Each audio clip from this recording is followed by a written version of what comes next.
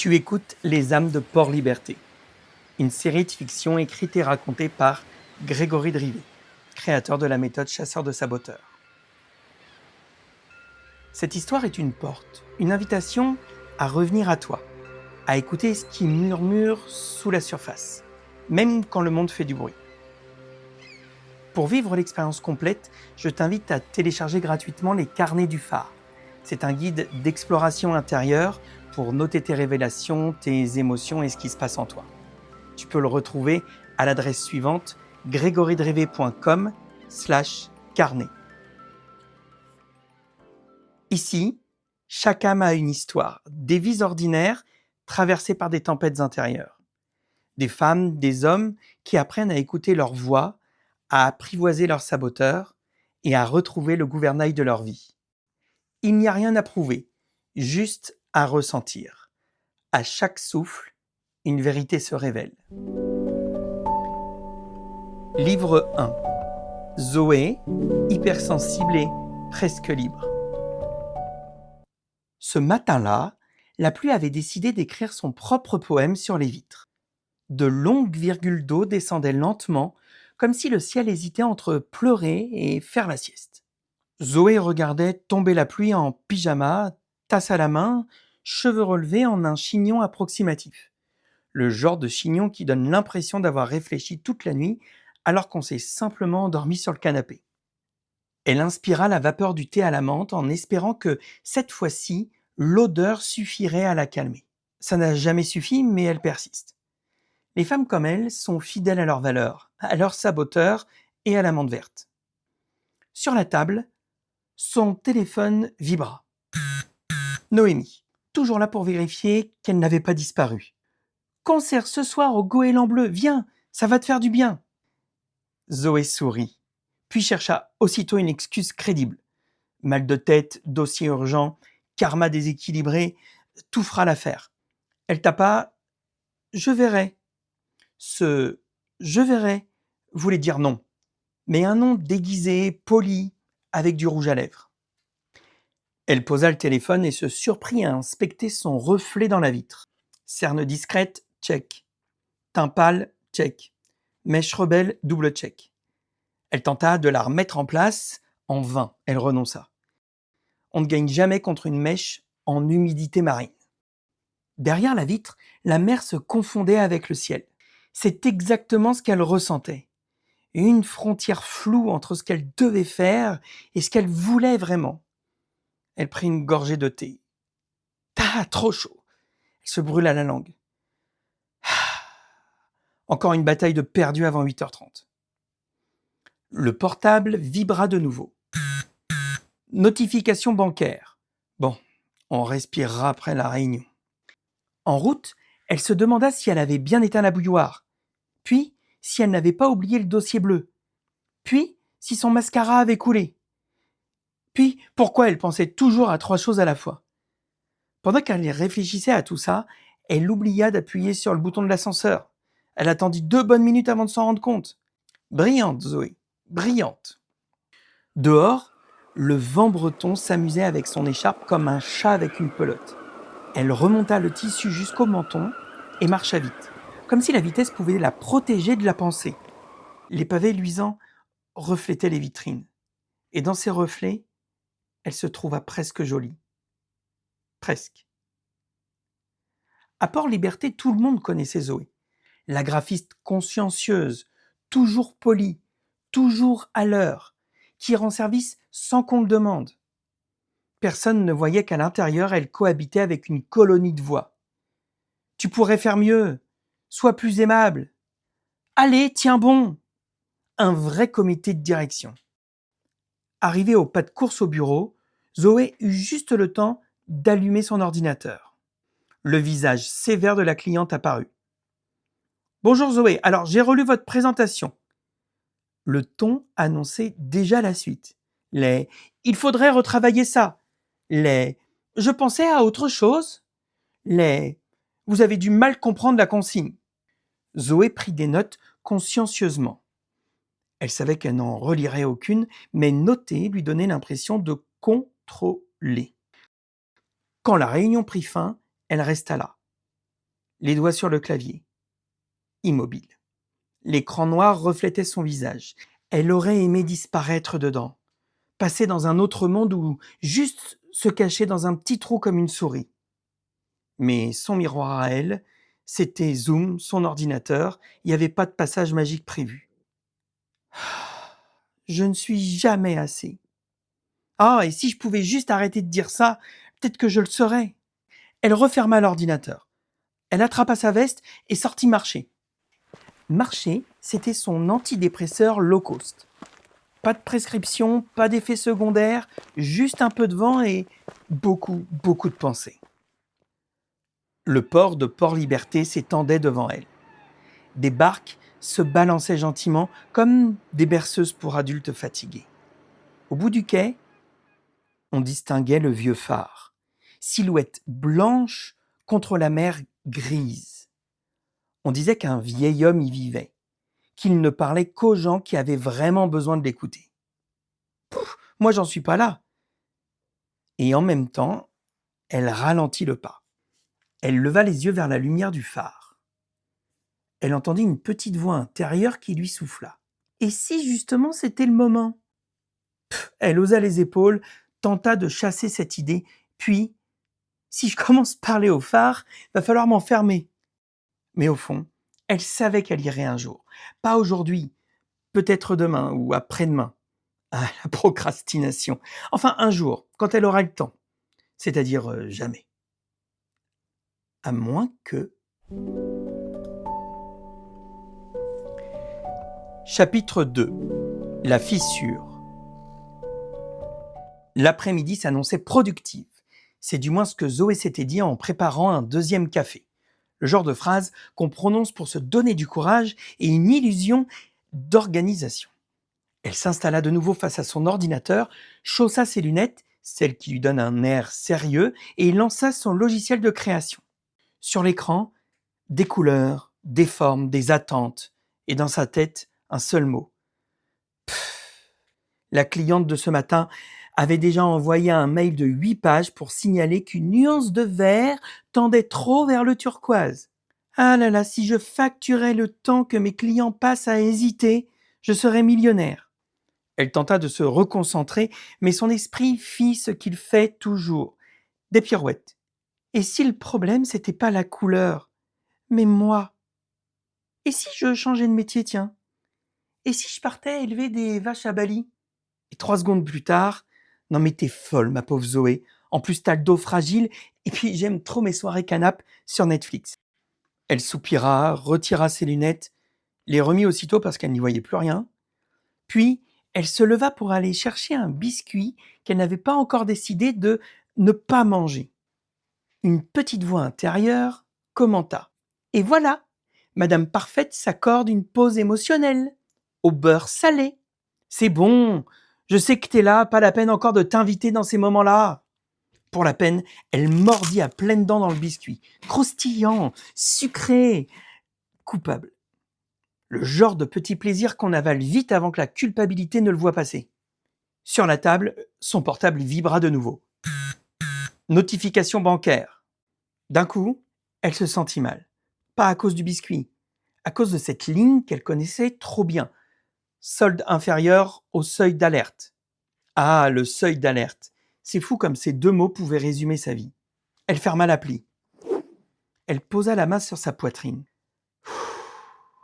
Respire Zoé, ce n'est qu'un chiffre. Une autre voix lui répondit. Oui, un chiffre qui dit que tu n'as pas géré. Zoé se sentit encore plus mal, parce qu'elle savait à quel point cette phrase était absurde. Elle gérait tout, absolument tout le temps, sauf elle. Elle retourna s'asseoir et regarda la lumière décliner sur les façades d'en face. La pluie avait cessé. L'air était maintenant clair, lavé. Son esprit, lui, restait embué. Quelque chose en elle résistait à continuer comme avant. Noémie. Encore elle. Hé, t'es sûre pour ce soir? Viens au moins prendre un verre. J'ai besoin de ta sagesse. Zoé dut relire le message 2 fois. Sagesse? C'est joli comme mot. Sauf que moi, je me sens complètement vide. Contre toute attente, elle répondit « Je passerai ». Et aussitôt son cœur se serra. Elle n'avait plus d'excuses. Il allait falloir sortir, sourire, parler. Mais surtout, marcher un peu avant. Oui, marcher. Marcher, c'était encore la seule chose gratuite qui lui donnait l'impression d'avancer. Elle enfila ses bottines, attrapa son imperméable et quitta l'appartement. Dehors, la lumière du soir caressait la mer d'un éclat doré. Elle sentait les odeurs de sel et de bois mouillé. Elle eut soudain envie de pleurer. D'un pas résigné, elle traversa le port. Elle longea les barques.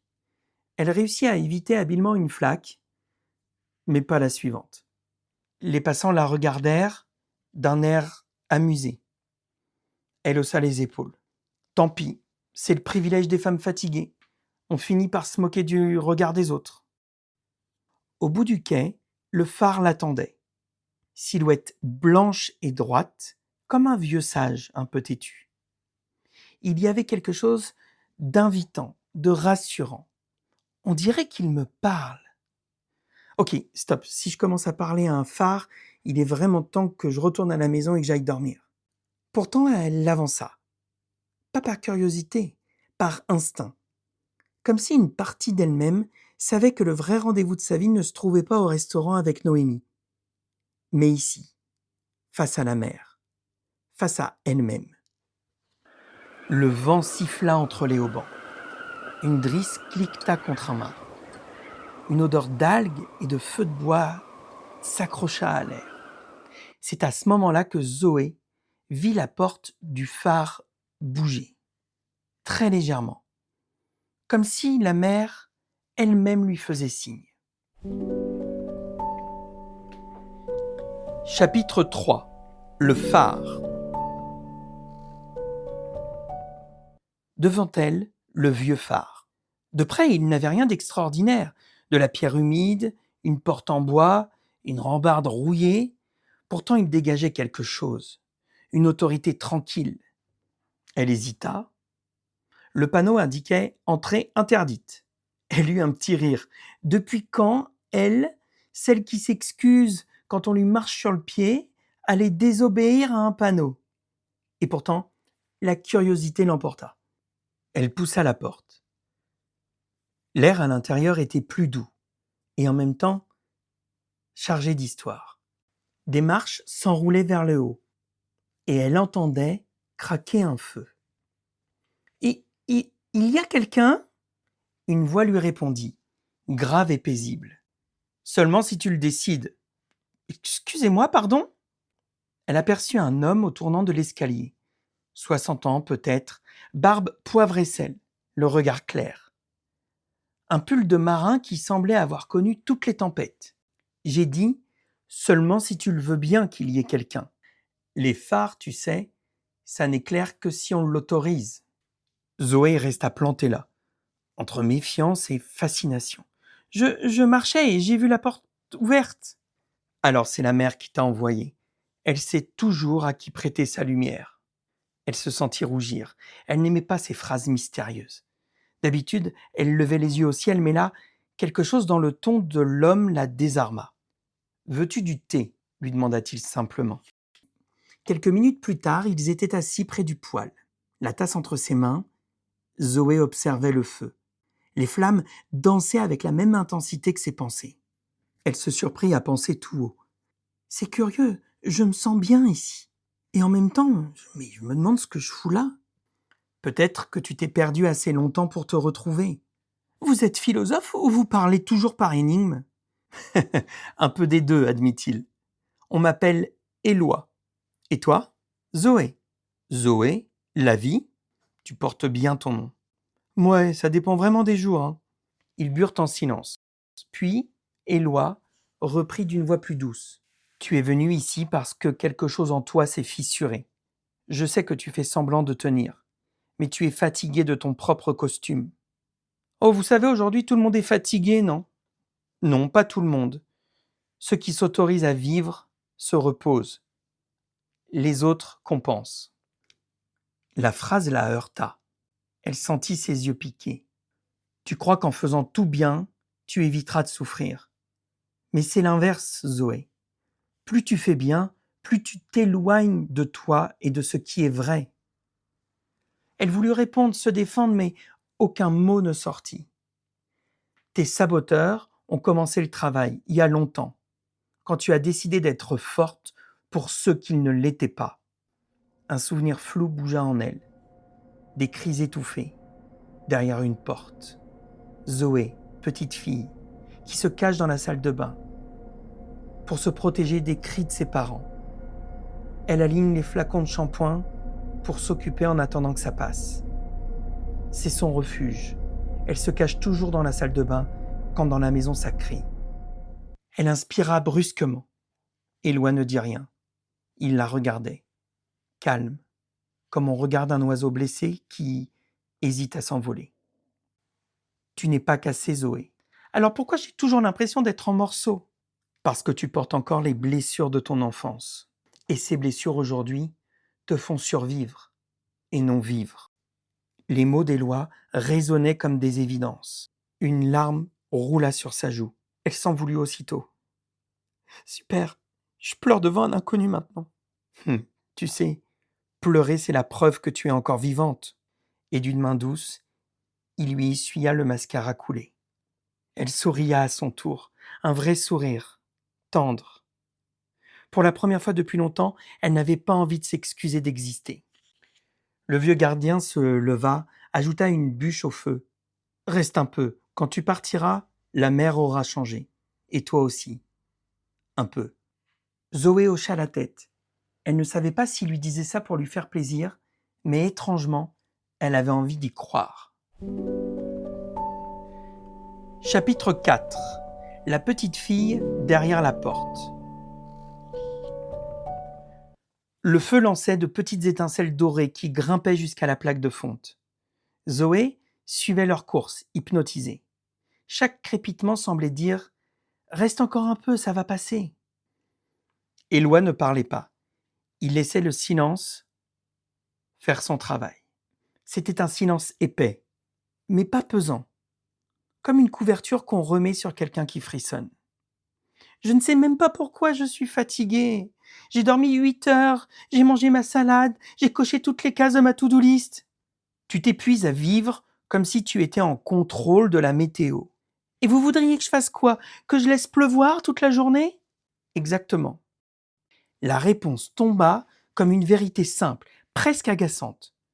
Elle secoua la tête, amusée et un peu désarmée. Vous savez que vous êtes terriblement zen, ça en est presque irritant. Tu sais, Zoé, je t'ai observé. Tu t'excuses tout le temps. Tu souris pour rassurer. Tu t'obliges à être impeccable. Ces gestes-là, ce sont des réflexes de survie. Elle ouvrit la bouche pour protester, mais quelque chose en elle vacilla. Une chaleur monta dans sa poitrine.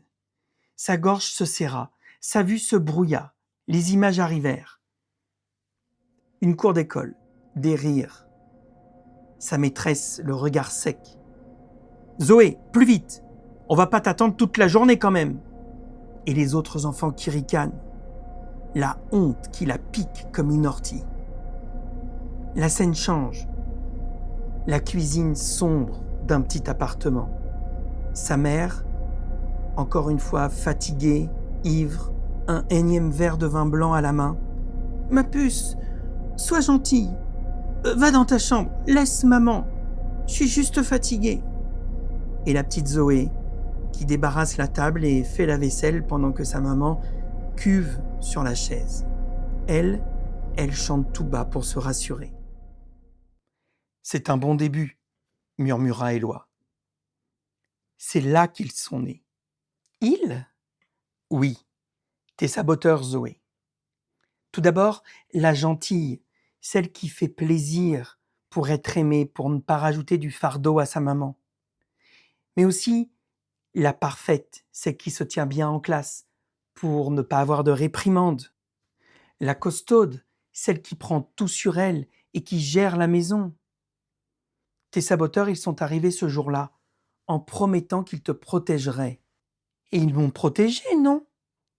Bien sûr, à cette époque, ils t'ont évité la honte, ils t'ont évité la peur, ils t'ont évité le chaos. Mais à force de te protéger, Ils ont pris le pouvoir et aujourd'hui, ils sont encore là et ils t'empêchent d'être qui tu es. Quoi? Tu veux dire qu'ils sont restés et qu'aujourd'hui, ce sont eux qui prennent les décisions? C'est exactement cela. Tu les as tellement utilisés petites qu'ils sont devenus inconscients. Et maintenant, je fais quoi? Comment je les vire? Tout d'abord, tu les remercies, parce qu'ils ont vraiment été utiles à la petite Zoé. Et puis, ensuite, tu les chasses, pour reprendre ta vraie place. Il prit une craie posée sur la tablette de la cheminée et il traça un petit cercle au sol. Tu vois ici, c'est toi, le capitaine de ton navire. Et un peu plus loin, il ajouta 3 cercles. Et là, c'est les pirates. Ils veulent prendre le contrôle de ton navire. Mais ça paraît simple, dit comme ça. C'est simple, mais pas facile. Je crois que j'ai juste peur. C'est normal, Zoé. On ne quitte pas un costume qu'on a porté toute sa vie sans frissonner un minimum. Elle avait 7 ans, la petite fille derrière la porte. Elle voulait juste qu'on l'aime. Et maintenant, qu'est-ce qu'elle veut? De quoi elle a besoin? Qu'on l'aime aussi, mais sans condition que ce soit moins dur. Alors voilà, tu viens d'ouvrir la porte, conclut Éloi. Le silence revint, plein. Zoé se sentit vidée, mais étrangement plus légère. Elle avait la tête d'une femme qui venait de pleurer, les yeux rouges et gonflés, tachés de noir. Elle s'en moquait. Et c'était peut-être ça la vraie liberté. Accepter d'avoir les yeux un peu flous et continuer à regarder cette lumière. Chapitre 5. La méthode du capitaine. Le feu s'était calmé. Les flammes n'étaient plus qu'un lit de braise orangé. Zoé tenait la craie qu'Éloi lui avait donnée comme si c'était un sceptre magique. Alors, maintenant que j'ai mes cercles et mes pirates, je fais quoi? Tu deviens la capitaine. Il se pencha vers elle, les yeux rieurs. Pour commencer, tu vas leur parler. À mes saboteurs, mes pirates? Vous êtes sérieux? Tu n'as jamais réellement parlé à ces parties de toi. Durant toutes ces années, tu as juste obéi. Alors, essaye juste une fois. Je suis là avec toi. Zoé déglutit. Son cœur battait trop vite. Ses mains tremblaient, un tremblement qu'elle déteste parce qu'il trahit tout ce qu'elle veut cacher. Elle ferma les yeux et des images apparurent. D'abord, Madame Gentille. C'est la première qui surgit dans sa mémoire. La petite Zoé, dans la salle de bain, la porte fermée, alignant les flacons de shampoing par taille pour créer un ordre qu'elle ne trouvait pas à la maison, pour ne surtout pas être une gêne de plus pour ses parents qui se déchiraient. Zoé posa la main sur son ventre. Sa voix tremblait. Madame Gentille, tu es née ce soir-là, je le sais. Quand j'ai cru que si je ne faisais aucun bruit, si je devenais minuscule, adorable, douce, arrangeante, peut-être qu'ils arrêteraient de se faire du mal. Elle inspira plus fort. Tu m'as appris à faire attention à tout, à deviner les émotions des autres avant même qu'ils parlent, à sourire pour rassurer, à m'effacer avant de déranger. Mais je ne suis plus cet enfant. Je n'ai plus besoin d'être la petite fille gentille qui absorbe tout. Je veux être aimée, je peux être aimée, même quand je prends ma place. Elle rouvrit les yeux. Éloi ne bougeait pas. Il écoutait comme on écoute un chant fragile qu'il ne faut surtout pas interrompre. Le souvenir suivant remonta comme une vague. La cour d'école, la maîtresse sèche, les rires des autres enfants. Zoé, dépêche-toi, on n'a pas toute la journée. La honte. Cette honte-là, elle la sent encore aujourd'hui dans son plexus solaire serré 35 ans plus tard. Madame parfaite, avec toi, j'ai appris qu'il fallait faire tout bien, tout parfaitement. Parce que sinon j'allais prendre un regard dur, une remarque cinglante ou les moqueries des autres. Ses doigts se crispèrent légèrement. À l'école, quand j'étais pas impeccable, on me reprenait. Quand je me trompais, on me pointait du doigt. Alors j'ai compris que me tromper, c'était dangereux, que la seule façon d'être tranquille, c'était d'être parfaite. Elle secoua doucement la tête. Mais aujourd'hui, ça me coûte trop. Je n'ai plus envie d'avoir peur d'une erreur. Je veux respirer, essayer, me planter parfois, vivre quoi. Puis un autre souvenir plus lourd, plus adulte que ce qu'un enfant aurait dû porter, survint. Madame Costaude, sa mère, sur le canapé, un verre à la main. Ma puce, aide-moi, sois forte. Et la petite Zoé qui devient la grande personne de la maison. Elle inspira fort. Madame Costaude, toi, tu t'es construite sur cette idée que si je ne tiens pas tout, tout s'écroule. Elle avala sa salive. Tu m'as donné une carapace immense, tellement lourde. Une larme roula, chaude. Mais ce n'était pas à moi de te sauver, maman, et encore moins d'être un roc à 8 ans. Elle posa une main sur son cœur. Aujourd'hui, je n'ai plus envie de porter le monde, juste le bien. Et ça suffit. Zoé resta immobile. Elle avait parlé, vraiment parlé. Et quelque chose en elle avait bougé. Un verrou vieux, très vieux. Éloi la regarda longuement. Bravo, tu viens d'activer le premier levier, le P, de parler. Il prit la craie et écrivit lentement, en lettres larges, un S, un I, un P, un A, et il termina par le R. Puis, il se retourna vers Zoé, ses yeux brillants d'une intensité douce. Sipar, c'est ton arsenal, Zoé. Celui qui te rend ta place quand tes vieilles voix prennent trop de place. Et il posa son doigt sur la première lettre. Supprimer. Ce n'est pas se battre, c'est choisir ce que tu ne veux plus laisser te définir. Regarde. Du revers de la main, il effaça les 3 petits cercles. Tu peux choisir de supprimer tes saboteurs. Tu peux par exemple écrire les mots poison qu'ils te disent et les jeter dans la mer. Ou les brûler. Tu peux les déchirer en 1000 morceaux, les enterrer sous le sable. Tu peux même imaginer que tu les laisses partir au vent. Ce que tu supprimes, ce n'est pas toi. C'est le rôle que tu as porté pour survivre, construit par ce saboteur qui croit toujours devoir te protéger. Zoé déglutit.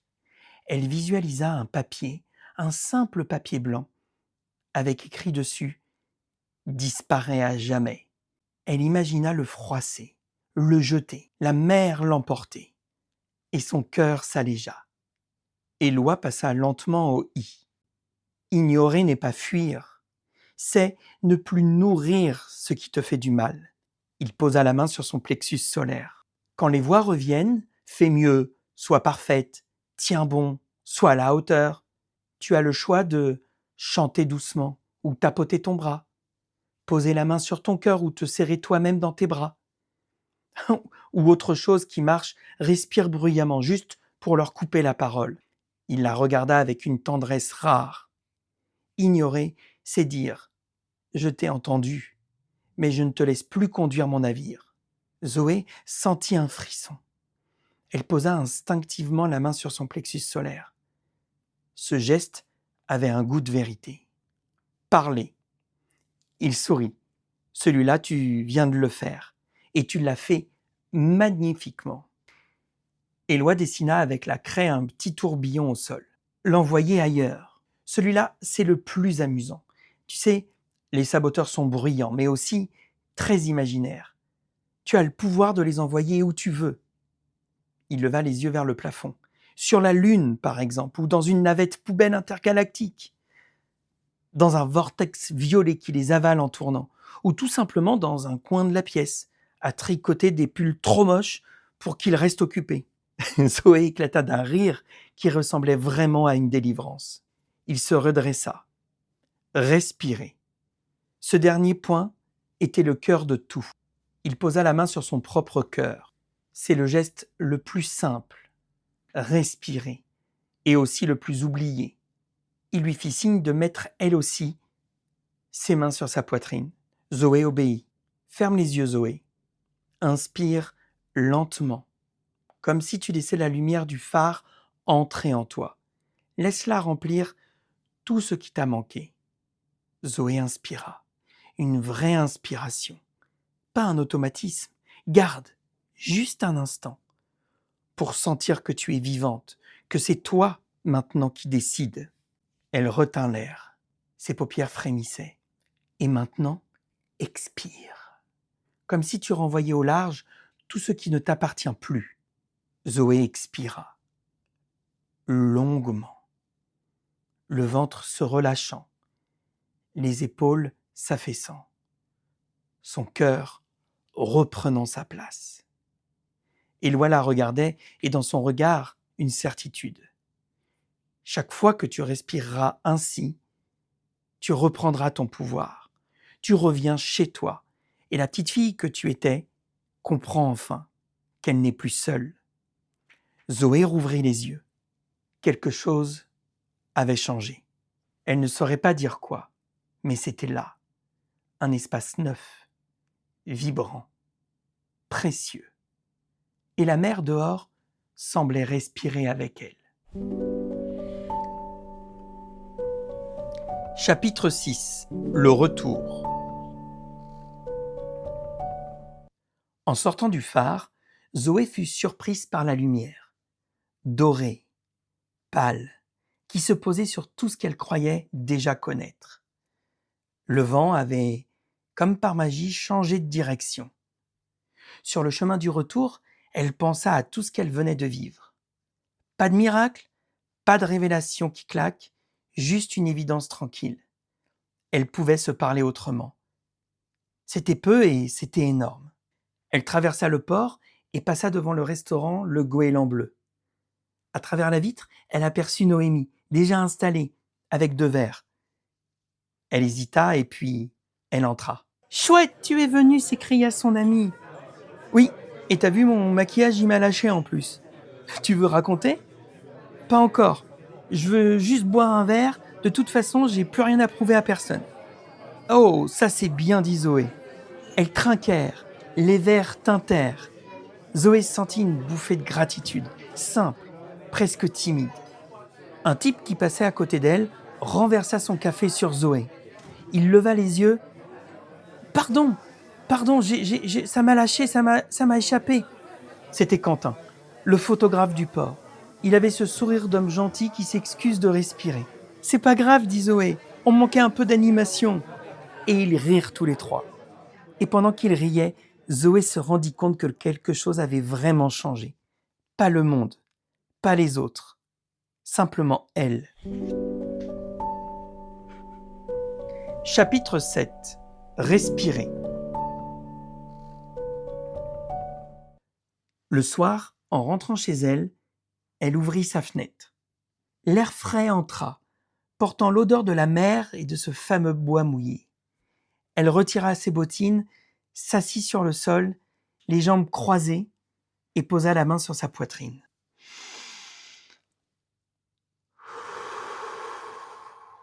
Et elle répéta ça 1 fois, 2 fois, 3. Chaque souffle lui semblait effacer un mot inutile, une excuse de trop, un désolé automatique. « Je ne suis pas cassée, je suis juste en chantier. » Parce qu'au fond, être en chantier, c'est la seule preuve qu'on se construit encore. Elle pensa à la petite fille derrière la porte, à la femme dans le phare, et à toutes les versions d'elle-même qui avaient essayé de bien faire. « Repose-toi, » dit-elle à voix haute. « C'est moi qui conduis maintenant. » Et dans le silence qui suivit, elle sentit pour la première fois depuis longtemps la mer et son cœur battre exactement au même rythme. Elle éteignit la lampe, l'appartement glissa dans une pénombre douce. Au loin, la lumière du phare clignota. 1 fois, 2 fois, 3.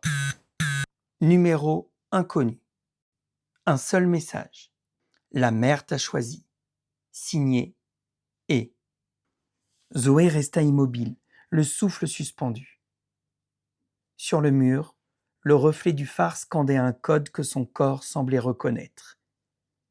quelque chose venait de commencer.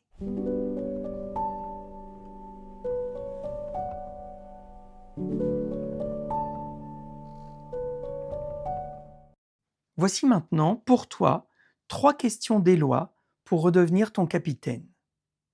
Première question. Quel saboteur t'aide encore à survivre aujourd'hui? Tu sais, les fameux pirates. Question 2. Que veux-tu leur dire maintenant que c'est toi qui mènes ton navire? Question 3. Quelle petite action poses-tu dès maintenant pour honorer ta place? Pour prolonger l'histoire et vivre ta propre expérience du phare, je t'invite à télécharger maintenant gratuitement les carnets du phare, un guide d'exploration intérieure pour continuer le voyage à ton rythme. Tu peux le récupérer sur l'adresse suivante grégoridrivet.com/carnet. Voilà, une nouvelle histoire vient de s'achever à Port-Liberté. Peut-être que certaines paroles t'ont touché, ou qu'une scène a réveillé quelque chose en toi. Si c'est le cas, ne cherche pas à comprendre tout de suite. Laisse simplement résonner. Parce qu'ici, chaque histoire parle un peu de toi. Et qu'à Port-Liberté, les âmes se croisent pour mieux se retrouver.